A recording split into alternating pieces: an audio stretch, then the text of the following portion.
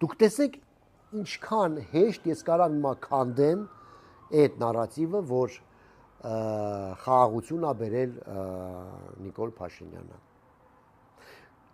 Ժողովուրդ, դա արել է ընտրվելու համար, չէ՞։ Բոլորը, ասենք,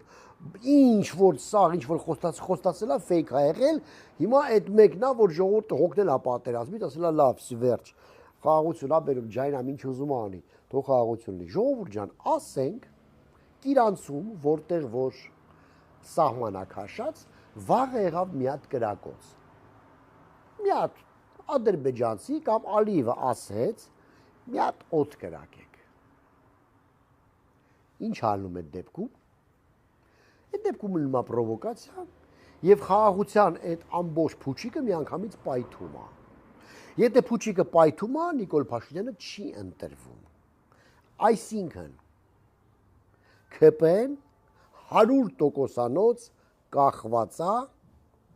Ալիևի քմահաճույքից։ Այդ մի կրակոցից